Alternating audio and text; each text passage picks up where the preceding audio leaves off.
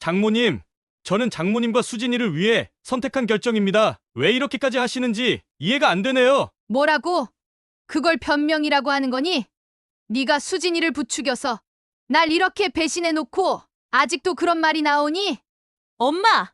그러니까 잘못했다고 하잖아요. 제발 준호 처벌은 안 받게 해줘요.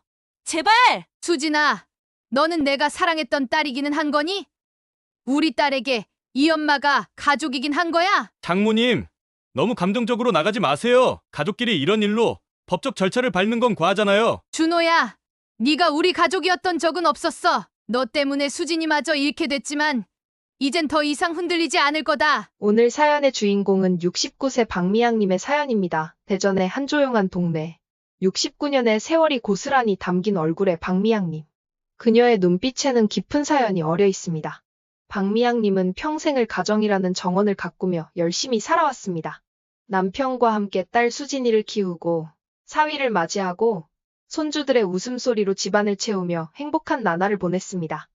그 시간들이 모여 제 삶을 꽃피웠어요. 행복이란 게 이런 거구나 하고 가슴 뭉클해지던 순간들이 참 많았습니다. 하지만 인생은 때로 예기치 못한 폭풍을 몰고 옵니다. 박미양님이 그토록 사랑하고 믿었던 딸과 사위가 그녀를 집에서 내쫓으려 한 것입니다. 그 순간 제 마음속에 쌓아온 사랑과 신뢰가 한순간에 무너지는 것 같았어요. 가족이라는 이름 뒤에 숨겨진 탐욕과 배신을 마주한 박미양님. 박미양님의 세상은 온통 회색빛으로 변해버렸습니다. 하지만 제가 오늘 이 이야기를 꺼내는 이유는 단순히 아픔을 토로하기 위해서가 아닙니다. 이 고통스러운 시간을 어떻게 극복하고 제 삶을 지켜냈는지 그 과정에서 깨달은 것들을 나누고 싶어서예요. 여러분의 따뜻한 응원은 저에게 큰 힘이 됩니다. 어두운 밤하늘에 반짝이는 별빛이 되어줄 응원의 댓글 부탁드립니다. 박미양님의 사연 끝까지 들어주시고 비슷한 아픔을 겪고 있는 분들이 계시다면 댓글로 의견 나눠주세요. 박미양님은 자신의 경험을 통해 삶이 때로는 우리가 상상했던 것과는 다른 방향으로 흘러갈 수 있지만 그 속에서도 희망의 씨앗을 발견할 수 있다는 메시지를 전하고 싶다고 하십니다. 많은 분들에게 작은 위로가 되기를 바라며 구독과 좋아요, 알림 설정과 함께 오늘 사연 시작하겠습니다. 안녕하세요. 저는 대전에 사는 69세 박미양입니다. 저는 충청도의 작은 시골 마을에서 나고 자랐습니다. 우리 집은 풍족하지는 않았지만 가족끼리 서로를 아끼며 살았죠. 어머니가 뒷마당에서 아끼던 장독대가 풍기는 된장의 냄새, 아버지가 손수 만들던 삽자루의 나뭇결 냄새가 아직도 코끝에 선합니다. 저는 20대 중반에 대전으로 올라와 작은 회사에서 일하며 남편을 만났습니다. 남편은 성실하고 다정한 사람이었어요. 남편의 눈빛에는 늘 따뜻함이 담겨 있었고, 저는 남편의 눈빛을 믿고 새로운 인생을 시작할 용기가 생겼습니다. 결혼 후 저희는 부족함 없이 살았습니다. 큰 돈은 아니었지만 남편의 공무원 월급으로 둘이 꾸려가기엔 충분했으니까요. 결혼 후 저희는 아이가 찾아오기를 기대하며 하루하루를 보냈습니다. 방 하나를 아이 방으로 꾸미고 작은 아기 옷과 장난감도 준비했어요. 남편은 퇴근길에 작은 꽃 모양 딸랑이를 사들고 와 제게 보여주며 말했어요. 미양아, 이거 우리 아이 손에 쥐어줄 날이 오겠지? 하지만 시간이 지나도 아기는 찾아오지 않았습니다. 처음에는 시간이 좀 더 지나면 올 거라고 믿었습니다. 그런데 1년, 2년, 3년이 지나면서 저희는 점점 지쳐갔습니다. 저는 남몰래 한약을 다려 먹고 절에 찾아가 기도를 드렸지만 그때마다 돌아오는 건 허탈함 뿐이었어요. 병원에서는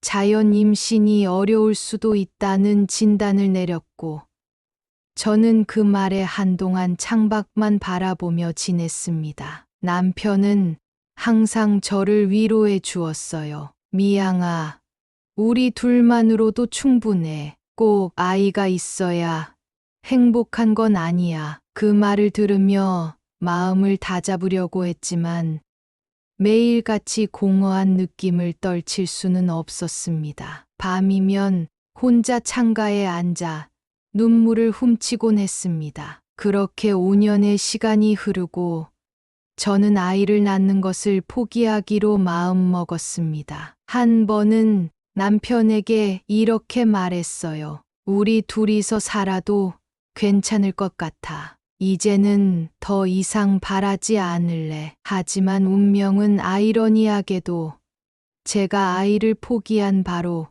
그 시기에 저희에게 새로운 생명을 선물했습니다. 보육원에서 저희를 기다리고 있던 그 아이는 작고 여린 몸짓으로 제 마음을 단번에 사로잡았습니다. 처음 품에 안은 날 꼬물꼬물 움직이는 손이 제 손가락을 꼭 쥐고는 놓지 않으려 했습니다. 그 순간 저는 알 수 없는 감정이 밀려와 눈물을 흘리고 말았습니다. 제 품 안에서 따스한 온기가 전해지는 느낌은 평생 잊을 수 없을 거예요. 남편도 그 순간부터 완전히 아빠가 되었습니다. 진작부터 지어놓은 아이 이름 수진, 이를 입에 달고 살 정도로 저보다 더 애틋하게 수진이를 돌보고 퇴근 후엔 늘 딸의 방으로 달려가 아기 침대를 흔들며 자장가를 불렀습니다. 가끔 제가 말했어요. 아기한테 자장가 말고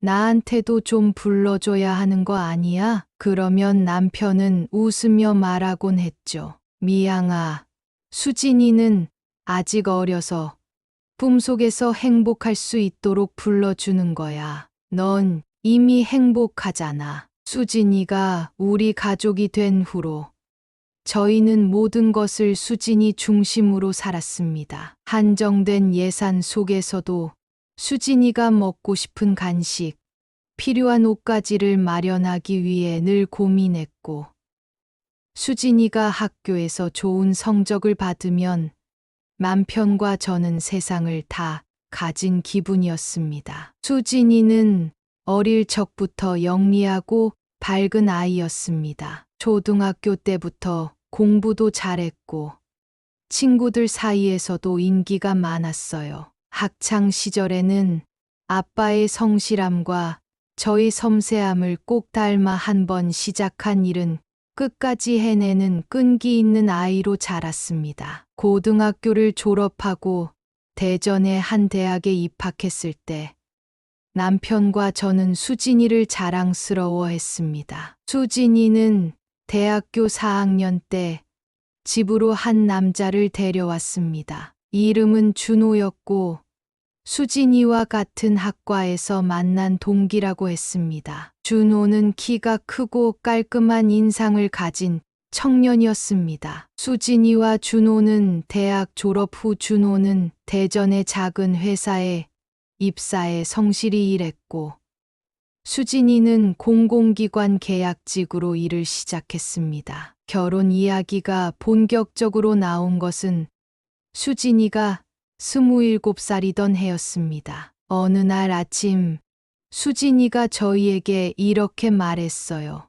엄마, 아빠, 준호랑 결혼하고 싶어요. 오랫동안 생각했는데 이제는 서로 의지하며 함께 살고 싶어요. 그 말을 들었을 때 남편과 저는 수진이가 성숙한 결정을 했다고 생각했습니다. 다만 아직 초년생인 두 사람이 경제적으로 준비가 되어 있을지 걱정되기도 했습니다. 저희는 밤늦게까지 고민하며 이야기를 나눴습니다. 미양아, 수진이가 원한다면 해주는 게 맞지 않을까?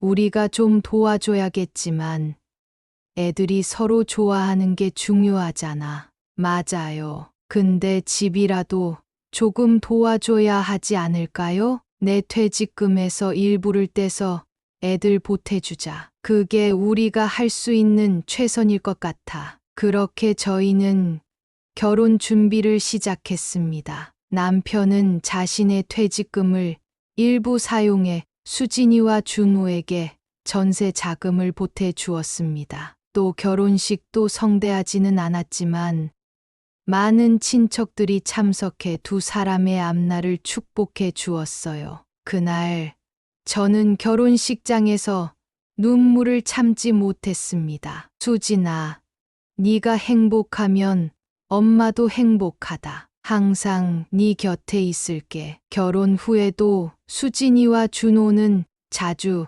저희 집을 찾아왔습니다. 사위 준호는 성실하고 다정한 사람이었습니다. 장모인 저를 대할 때도 깍듯했고 남편과도 허물없이 농담을 주고받곤 했어요. 제가 음식을 차리면 늘 정성을 다해 먹고는 칭찬을 아끼지 않았습니다. 어머니, 음식 솜씨가 정말 좋으세요. 이게 다 수진이가 엄마를 닮아서 요리를 잘하는 이유 같아요. 그런 모습을 보며 저는 수진이가 좋은 짝을 만나 다행이라고 생각했습니다. 남편 역시 만족한 듯이 말했어요. 우리 미양이가 수진이 잘 키웠네. 우리 딸이 참 좋은 남자를 만났잖아. 하지만 행복은 오래가지 않았습니다. 수진이가 결혼한 지 2년쯤 되었을 때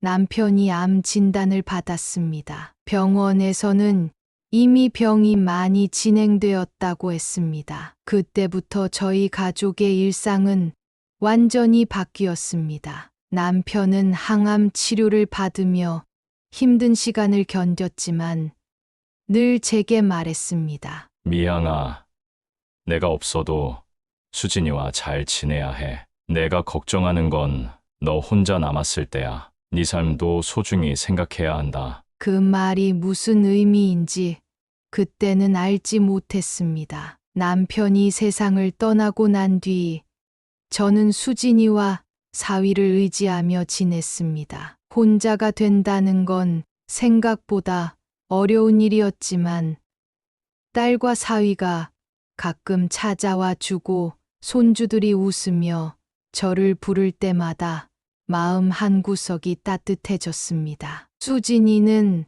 남편을 잃은 저를 걱정해 종종 위로의 말을 건넸습니다. 엄마, 힘들어도 우리랑 자주 연락하고 지내요. 우리가 엄마 곁에 있으니까 너무 걱정하지 마세요. 그 말에 저는 큰 위로를 받았습니다. 사위 준호도 평소 깍듯하고 예의 바른 태도를 보였고 가족의 중심을 잡아주는 든든한 사람처럼 보였습니다. 하지만 그런 평화로운 시간도 오래가지 않았습니다. 어느 날 준호가 수진이와 함께 집을 찾아왔습니다. 저는 반갑게 차를 내오며 무슨 일인지 물었어요. 어쩐 일이야?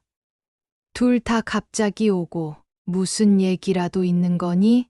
수진이는 처음엔 망설이는 표정을 지었습니다. 그런데 사위 준호가 곧장 말을 꺼냈습니다. 장모님, 수진이가 엄마한테 말씀드리고 싶은 게 있대요. 수진이는 준호의 눈치를 보며 머뭇거리다가 결국 조심스럽게 말을 꺼냈습니다. 엄마, 우리 집이 요즘 좀 어려워요. 대출 이자도 많고 애들 교육비도 부담이 되는데 그래서 엄마가 우리를 조금 도와줄 수 있으면 좋겠어요. 저는 당황스러웠지만 침착하게 말했습니다. 그게 무슨 소리니?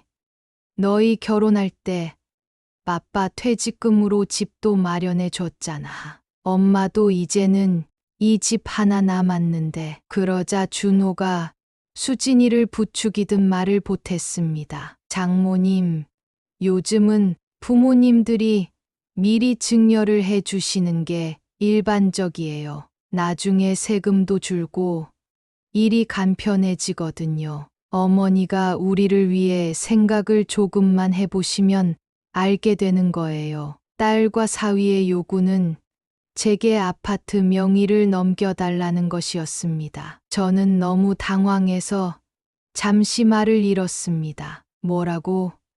이 집은 너희 아빠와 내가 함께 지켜온 집이야. 여기서 남편과의 추억을 지키며 살고 싶어. 그런 이야기는 하지 말아라. 제 단호한 태도에 수진이는 말을 멈췄지만 준호는 한 걸음도 물러서지 않았습니다. 장모님, 저희도 애들 키우면서 돈 들어갈 때가 많아서 그렇습니다. 이건 수진이와 저를 위한 것이 아니라 손주들을 위한 거예요. 그날 대화는 더 이상 이어지지 않았습니다. 저는 수진이네 식구들이 돌아가고 나서 한숨을 내쉬며 어쩌다 수진이가 이런 이야기를 하게 된 걸까 하고 속으로 되뇌었지요. 하지만 그날 이후 준호는 더 자주 수진이를 데리고 집을 찾아왔습니다. 올 때마다 대화의 주제는 같았습니다. 집 문제였습니다. 처음엔 준호가 논리적으로 설득하려 했지만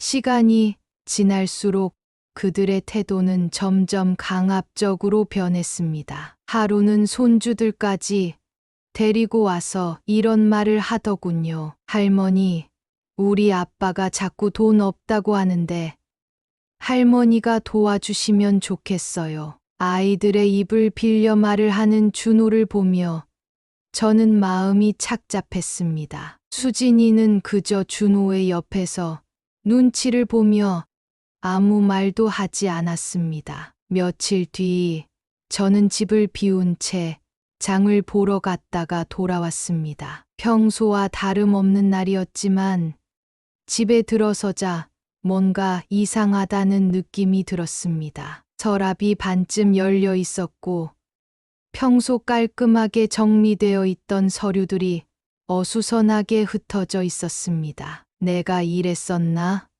혼잣말을 하며 서랍을 정리하다가 문득 제 마음속에 찜찜한 기분이 들었습니다. 그날 밤 수진이에게 전화를 걸어 물어봤습니다. 혹시 오늘 너희 집에 들렀니? 수진이는 잠시 머뭇거리다가 대답했습니다. 응.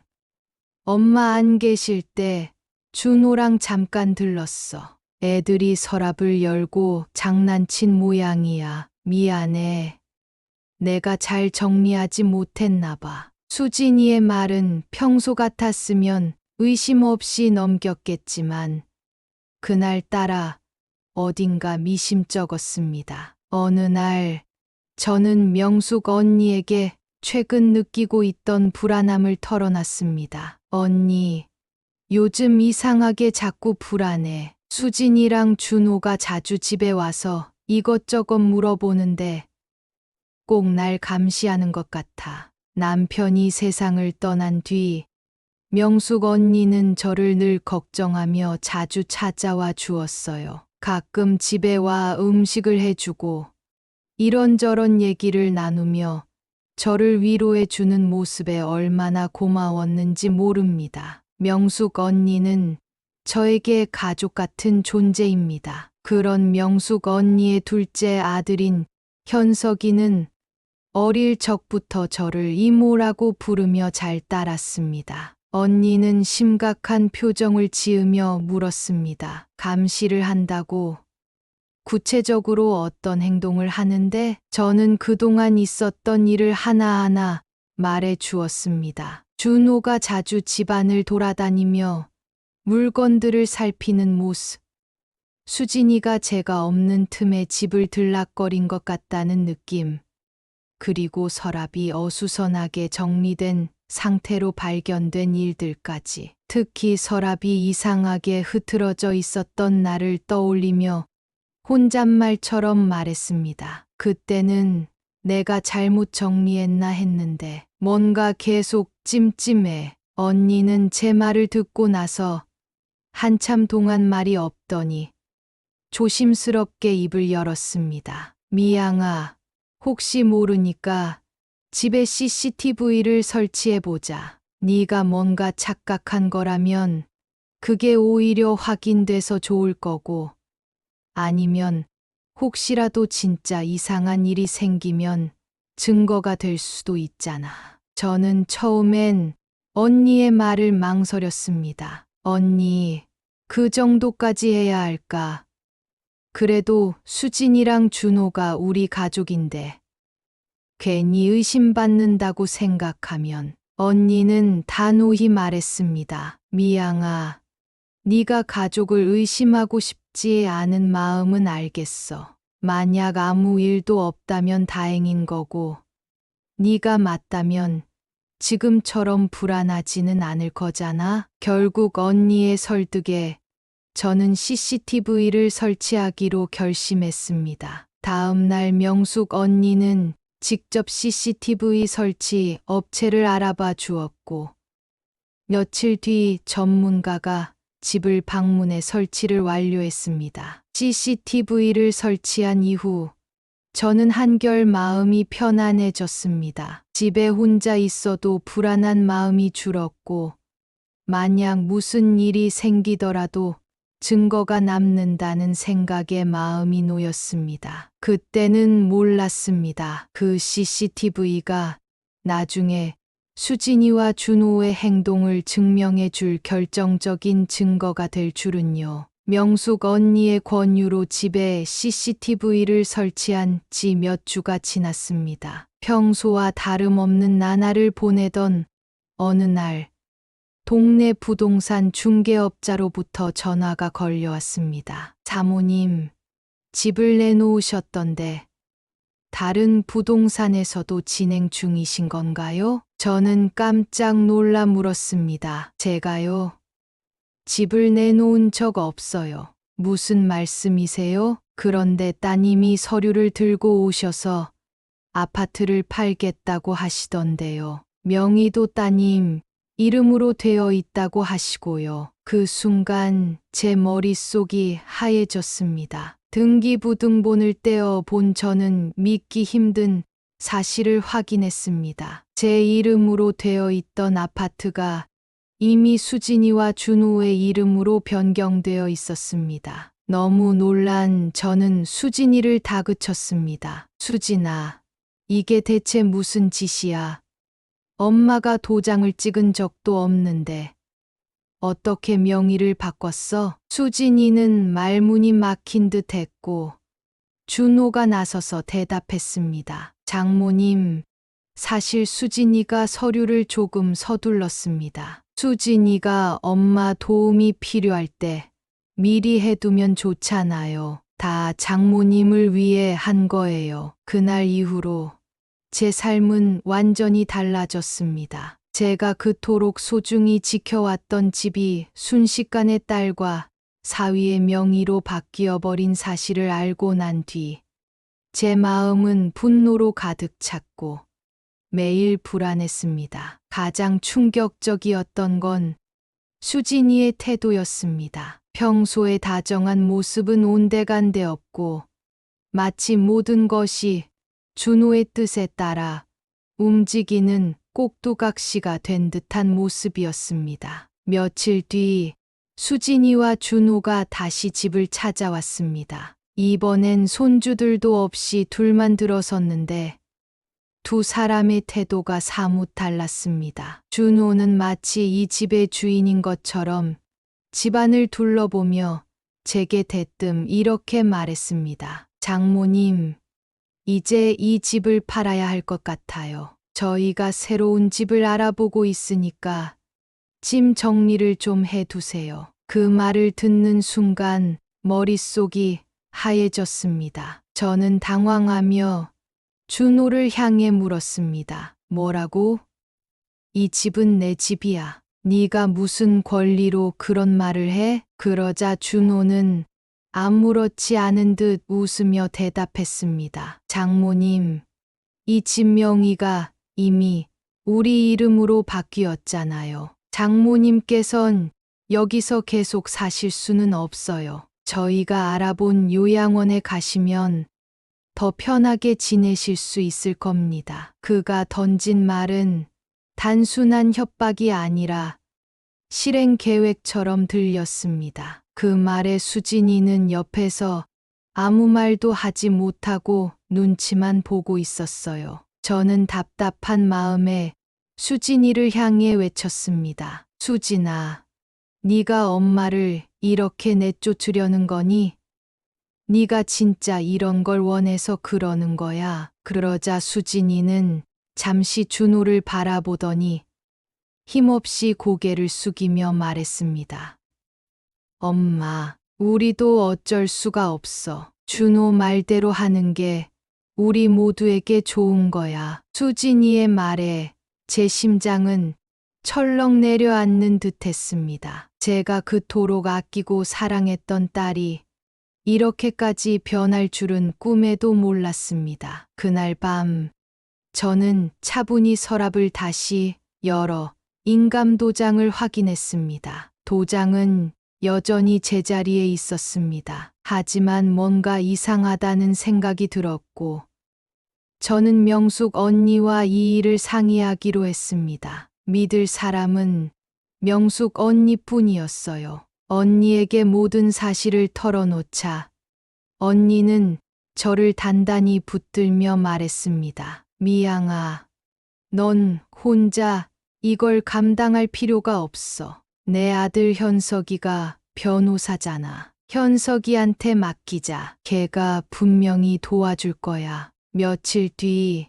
명숙 언니는 현석이를 데리고 저희 집으로 왔습니다. 현석이가 어른이 되어 이렇게 듬직한 변호사로 제 앞에 서 있는 걸 보니 눈물이 왈칵 쏟아질 뻔했습니다. 현석아, 내가 인감도장을 찍은 적이 없는데 어떻게 명의가 넘어갔는지 도저히 모르겠어. 현석은 진지한 표정으로 제 말을 들으며 말했습니다. 이모님, 다행히도 집에 CCTV가 설치되어 있으니 혹시 도장을 가져간 건 아닌지 확인할 수 있을 겁니다. 영상을 확인해 봐야겠어요. 명숙 언니와 현석이 제 곁에서 CCTV 영상을 돌려보는 동안 제 손은 식은땀으로 젖어 있었습니다. 며칠치 영상을 돌려보던 현석이 준호가 집에 들렀던 날의 기록에서 멈춰 섰습니다. 화면 속에서 준호는 손주들이 장난치는 것을 말리는 듯하며 서랍 쪽으로 다가가더니 인감도장과 서류가 담긴 작은 박스를 꺼냈습니다. 준호는 도장을 세심하게 보더니 자신의 주머니에서 다른 도장을 꺼내 바꿔치기 했습니다. 그 순간 명숙 언니가 분노에 찬 목소리로 외쳤습니다. 그놈이 진짜 그렇게까지 했구나. 수진이를 부추겨서 네 도장을 가져간 거야. 미양아.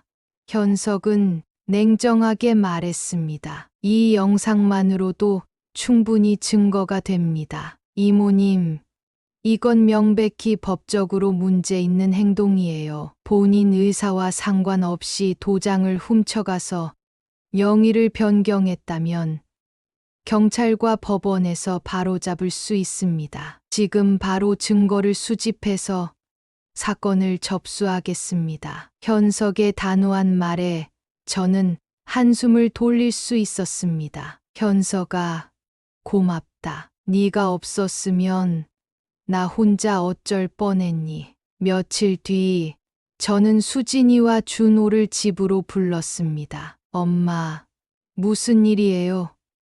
갑자기 이렇게 부르셔서. 수진은 긴장한 듯 준호의 눈치를 보며 말을 꺼냈습니다. 하지만 준호는 여전히 자신만만한 태도로 제 앞에 앉았습니다. 저는 CCTV 영상을 틀어 보여주며 준호에게 단호히 말했습니다. 준호야, 이게 다 무슨 짓이니?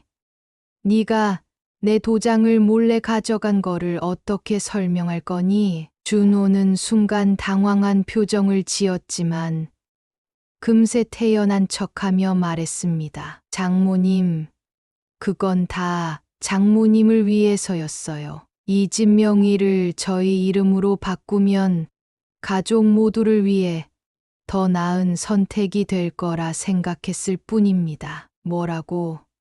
그걸 변명이라고 하는 거니?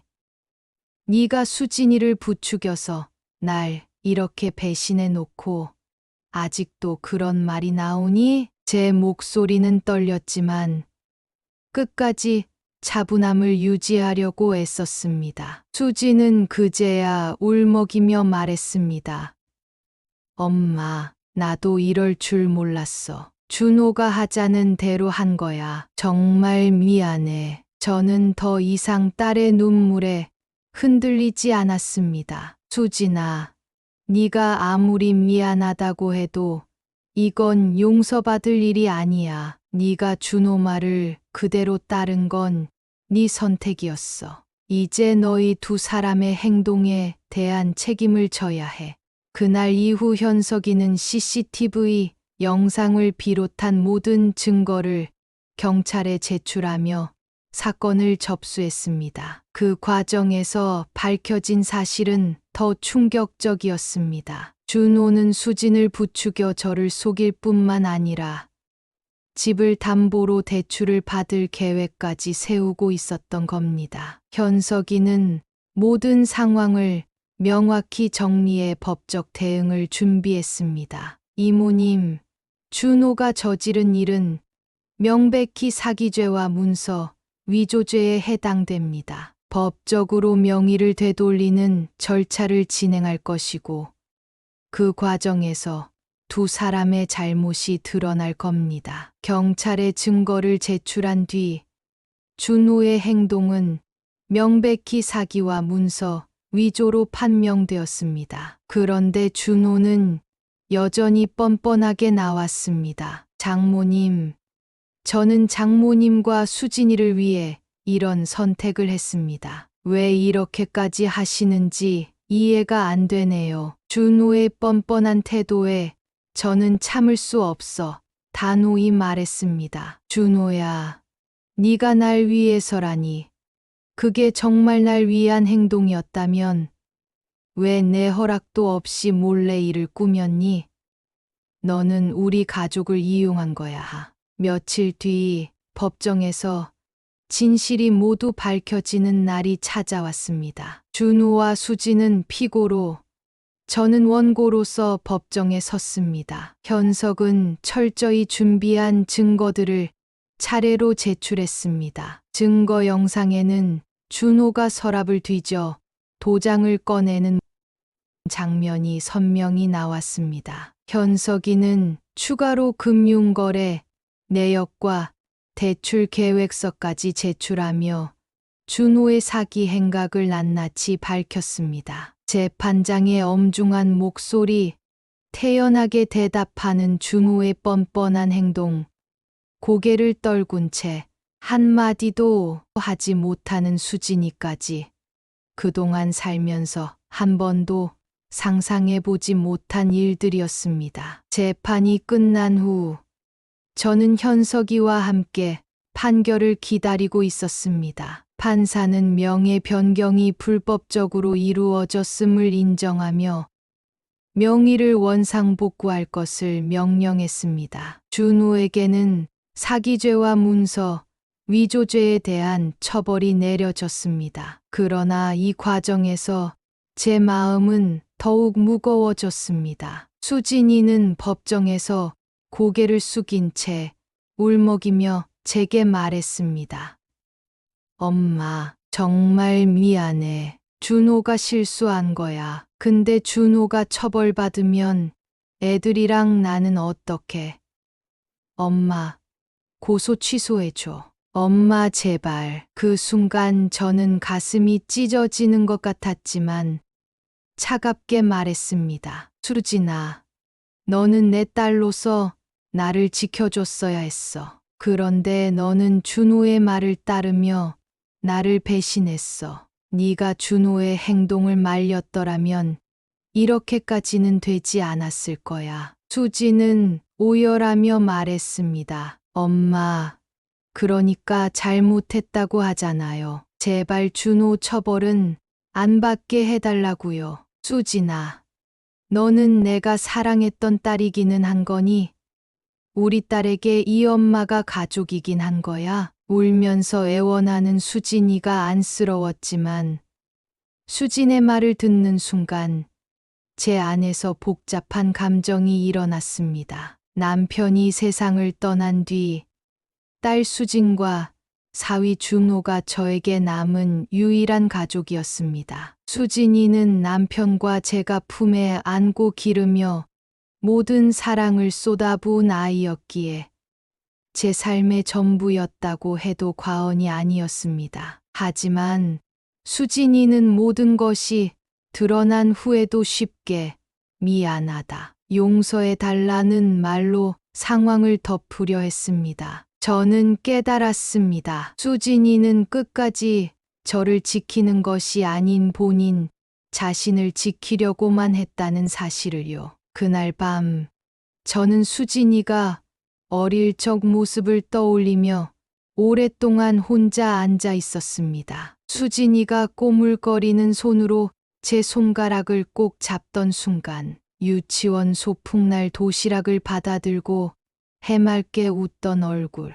중학교 입학식 날 새 교복을 입고 수줍어하던 모습, 그 모든 순간이 제게는 너무도 소중했습니다. 하지만 저는 또 다른 순간들도 떠올려야 했습니다. 수진이가 준호와 함께 와서 손주들의 입을 빌려 돈 이야기를 하던 모습, 서랍을 뒤진 흔적이 남아있을 때 느꼈던 이상한 불안감, 그리고 법정에서 나오면서 애원하며 말했던 준호가 없으면 나랑 애들은 어떻게. 결국 저는 밤을 지새우며 결심했습니다. 그리고 다음 날 저는 파양 청구를 위해 변호사 현석이를 다시 만났습니다. 현석이는 저의 결정을 듣고 처음에는 놀랐지만 저의 굳은 의지를 확인하고는 침착하게 절차를 설명했습니다. 이모님,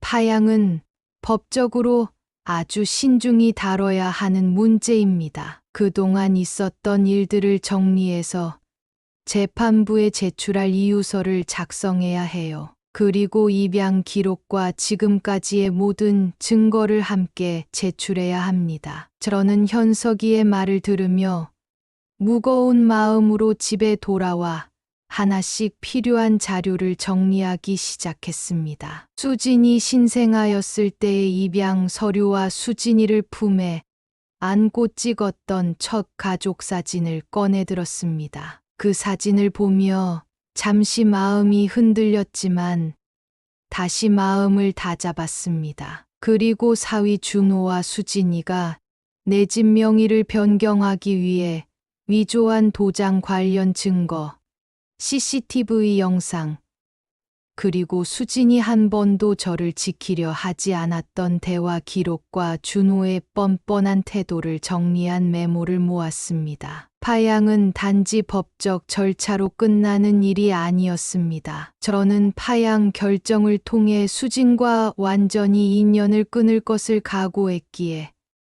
주변 사람들에게도 상황을 알리기로 했습니다. 첫 번째로 찾은 사람은 명숙 언니였습니다. 언니, 나 정말 이 길을 가기로 했어. 수진이를 더 이상 내 딸로 부를 수가 없을 것 같아. 명숙 언니는 저의 손을 꼭 잡으며 말했습니다. 미양아, 정말 힘든 결정이었을 텐데 너 자신을 지키기 위한 거라면 그게 맞는 선택일 거야. 내가 끝까지 네 옆에 있어 줄게. 그리고 수진과 가까운 친척들에게도 저희 결정을 알리기 위해 직접 연락했습니다. 내가 수진을 파양하려고 한다는 걸 알고 많이 놀라겠지만 이것만은 알아줘. 이건 단순한 감정의 문제가 아니야. 내가 내 삶을 지키기 위해 내린 결단이야. 저는 파양 청구서를 제출하기 전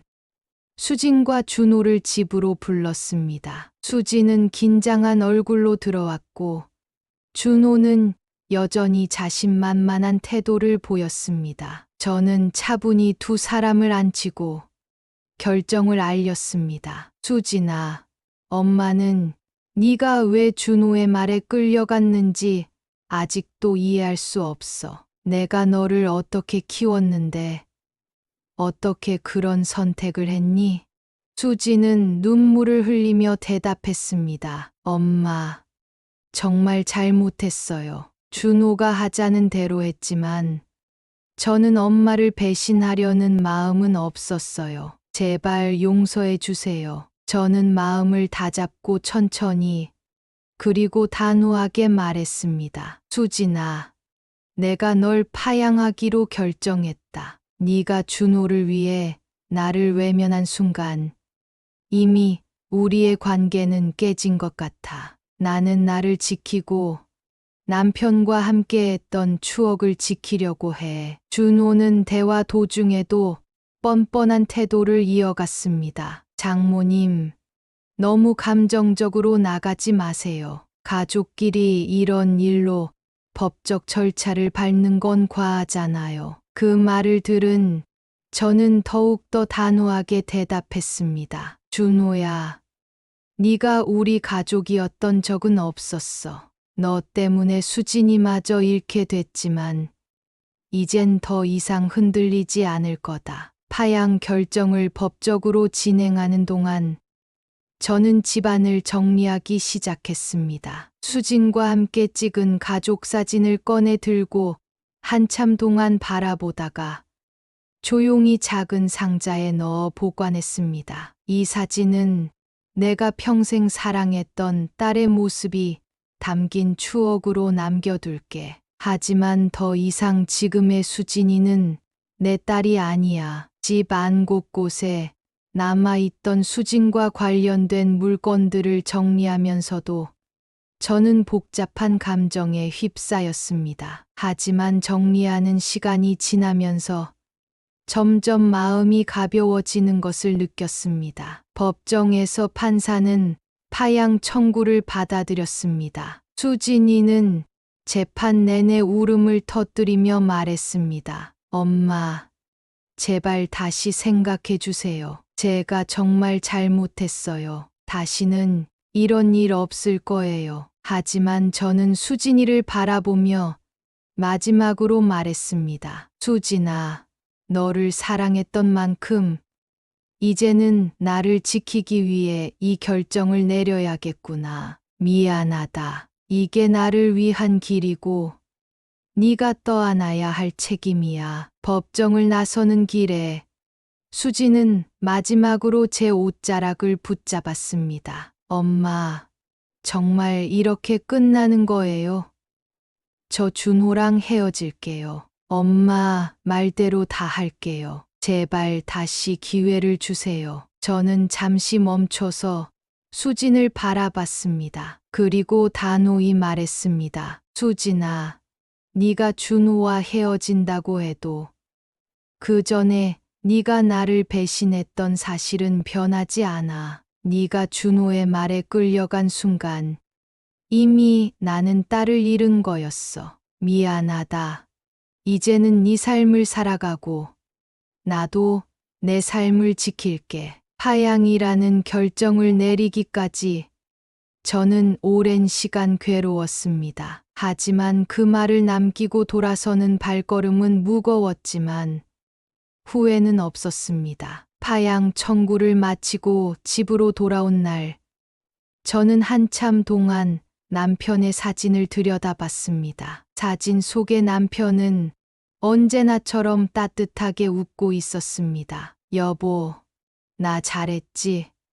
내가 이렇게까지 해야 했지만 이제 당신과의 추억을 지킬 수 있을 것 같아. 그리고 나 자신도 잃지 않으려고 해. 그날 밤은 오랜만에 깊은 잠을 잤습니다. 요즘 저는 바쁘게 하루를 살아가고 있습니다. 명숙 언니와는 여전히 자주 만나 서로를 응원하며 지내고 있습니다. 미양아, 너 요즘 얼굴에 빛이 나더라. 진짜 많이 좋아졌어. 이제 예전처럼 당당하게 살아가면 돼. 그래.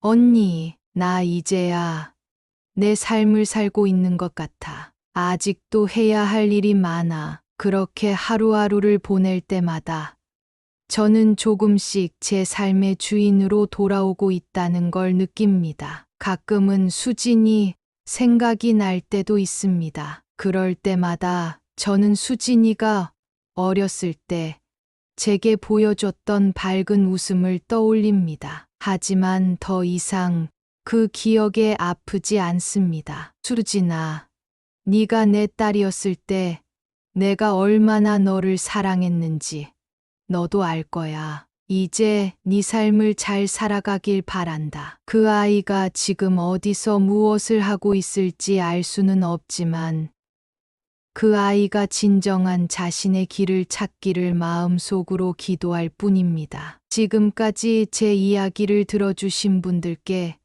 진심으로 감사드립니다. 오늘의 이야기는 사랑으로 시작해 상처로 이어졌지만 결국 스스로를 지키기 위한 용기로 끝난 한 어머니의 이야기였습니다. 박미양님은 딸 수진과의 관계를 끊어야 했던 순간까지 끊임없이 고민하고 괴로워했습니다. 하지만 진정한 사랑은 스스로를 지키는 데서 시작되며 관계를 유지하기 위해 자신을 희생하는 것이 반드시 옳은 선택은 아니라는 것을 깨달았습니다. 이번 이야기를 통해 우리는 가족이라는 이름이 때로는 상처가 될 수 있지만 그 상처를 딛고 일어나며 스스로를 지키는 것이 얼마나 중요한지 다시 한번 알게 되었습니다. 가장 중요한 건 바로 우리의 삶입니다. 스스로를 사랑하는 것이야말로 모든 관계의 출발점이니까요. 혹시 이 이야기를 듣고 계신 분들 중에도 가족이라는 이름 아래 고통을 겪고 계신 분들이 있다면 여러분들의 경험과 의견을 댓글로 남겨주시고 오늘 이야기가 작은 용기와 희망이 되었기를 바랍니다. 구독과 좋아요, 그리고 알림 설정을 통해 앞으로 더 많은 이야기를 들어보실 수 있습니다. 오늘도 여러분의 하루가 평화롭고 따뜻하기를 바랍니다. 감사합니다.